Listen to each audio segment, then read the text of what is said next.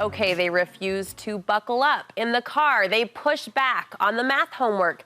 It's inevitable that our kids will resist, and that resistance can be so frustrating as a parent, especially when we believe that what we want from them will be good for them. So why do they do it?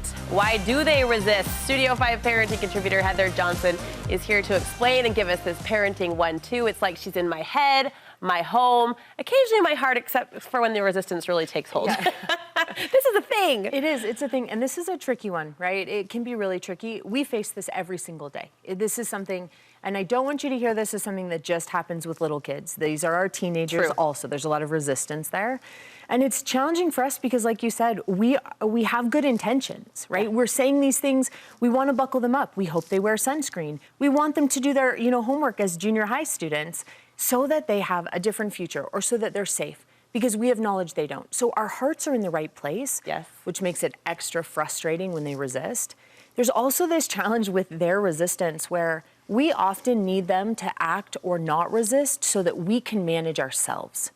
So what I mean by this is we can feel overwhelmed or frustrated or behind or in a hurry. And when they resist, it doesn't help us with the emotions we're already experiencing. Mm-hmm. And so that resistance becomes even more challenging for us as adults because I actually need you to get in the car seat and not resist me because I'm dealing with my own emotions. And we don't want to function that way with our kids. We want to be able to manage our own emotions without needing their response or being dependent on their response for us to be okay. So and resistance does this. It's a big emotional soup. It is. In these moments. It is. Talk us through what we can do. You say the first step is to check our habits. We do. We have to start there. And while we check those habits, let's even throw out why they do resist, because it really is very basic why this happens. They just want attention, or they want control, or they don't want to do something. It's that basic. So we're going to keep that in mind. Anytime your children resist, they're looking at either, I want attention, I want some control here, or I don't want to do what you're asking of me. Which is so interesting because those are simple human emotions and experiences. And also what I'm asking them to do is often very simple. So it's like battle of the simple. It is. It's not complicated, but it is them saying to us, I want to be seen and I want to be understood. Okay. So keeping that in mind, the first thing we have to do, like we always joke about, is we've got to look at ourselves. So we want to look at our habits and see how we're handling resistance right now. We tend to handle a resistance when we don't have ourselves in check in two ways. We either force, which will not bring us long-term outcome that we're comfortable with, or we use punishment. If you have a child who resists often, they're probably getting punished quite a bit. And it's interesting because the purpose of punishment is to get a change in behavior. So if you're punishing all the time, that punishment is actually not getting you a change of behavior. Now, why the resistance when they're punished often? Is that a control thing? Well, yeah, and so as they misbehave more and more, the more they resist, the more we punish. And there's not a good correlation there because the more we punish, the more we have to punish. And so if punishment was a really great go-to, we wouldn't have to use it so often. If it really elicited the outcome we wanted, we wouldn't have to be using it all the time. So these aren't really great habits. So we're going to check ourselves first. From there, we want to put a lot of emphasis on being on the same team.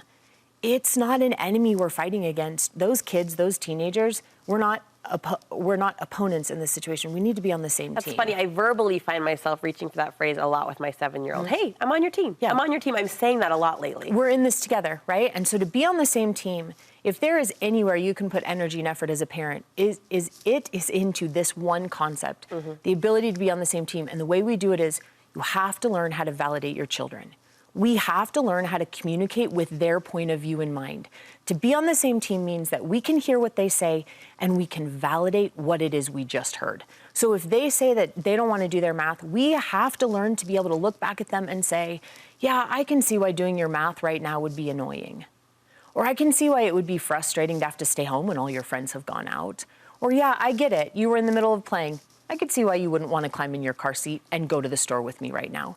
We have to learn to communicate with their point of view in mind. So that validation, though, Heather, doesn't move it forward. Like, it doesn't take me out of the spot. What's the benefit of validating the situation from their point of view? And it's funny, we don't think it moves us, but understanding moves us. And so that validation allows our children to go, oh, she gets me. She understands me. The movement comes from understanding. That's where the movement comes from. That's why that validation is so important, right? So it does create movement because it creates understanding. When understanding are built between two people, no matter their ages, movement follows. Action can come after that. Powerful. So that's why we have to do that, right? Okay, good. We also need to make sure when we're trying to get on the same team that we accept what's going on as their truth.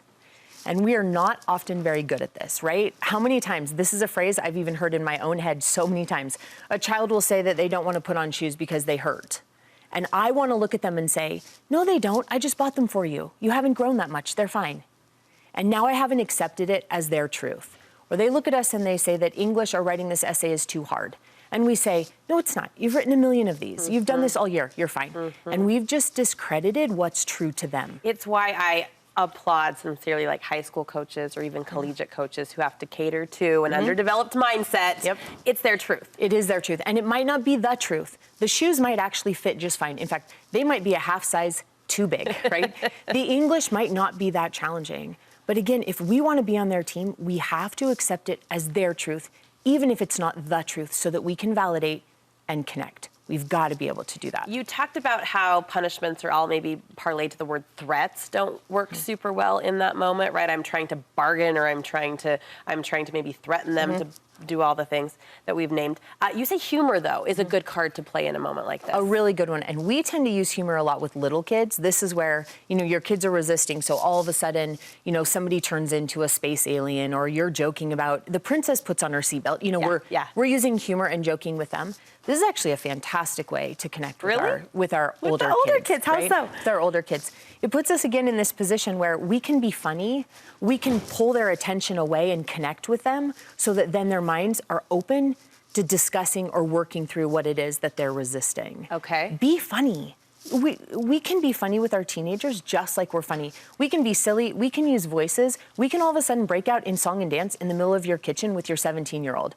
And she'll look at you and be like, what exactly is happening right now? And it just softens enough so that you can work through that resistance. So use that humor. We also want to work when we respond to gather a lot of information. Okay. Which means if you're looking to know how to respond to resistance, wonder a lot. Look back at your kids and offer up, I wonder why those shoes hurt your feet. Or I wonder why you don't like doing your homework. You're asking them. Yes, and to be able to ask those questions with wonder, you will get information. They'll look back at you and say, well, why do you wonder? Why don't I like it? And they'll answer the question. And as they answer it, we can then attend to what's going on. We can hear from them and go, oh, well, she doesn't know how to do the math. No wonder she doesn't want to sit down and do the homework. And so this gathering of information, simply asking questions where we're wondering about something, it will help tackle that resistance. You want us to set boundaries and give choices. In our last minute, round this up for us. Yeah, we know the choice is one, right? Anytime we're able to choose, we feel in control. And remember, where does this come from? Attention and control and not wanting to do something they don't want to do. So when we're offering choices, when we look at someone and say, would you like to do that before or after dinner, right? Or would you like to buckle yourself or do you want mom to help you?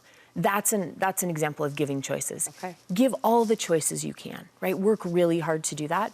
And when it comes to boundaries, the key to being able to set a boundary is recognizing that it's what I'm going to do according to what our kids do. But to set a boundary, we've got to see them first. So to be able to look at them and say, I know this isn't something you want to do, and I understand that you don't love putting sunscreen on, and as soon as you do, I can drive you to the swimming pool. And setting that boundary of what we will do as a result of what they choose to do. So when I will. After you do this or when you do this, I like then that. this is what I'm capable of. When you, or if you choose to clean your room, then I can drive you to the movies. I like and that. that's what a boundary looks like. If we can take that step back and really try to be on the same team, be able to validate that way. Yeah. This resistance, it doesn't have to eat us alive every day. It doesn't have to. Well, especially time waves like this summer. Exciting summer, excuse me, is the ultimate parenting test, right? Yes. We're on all the time.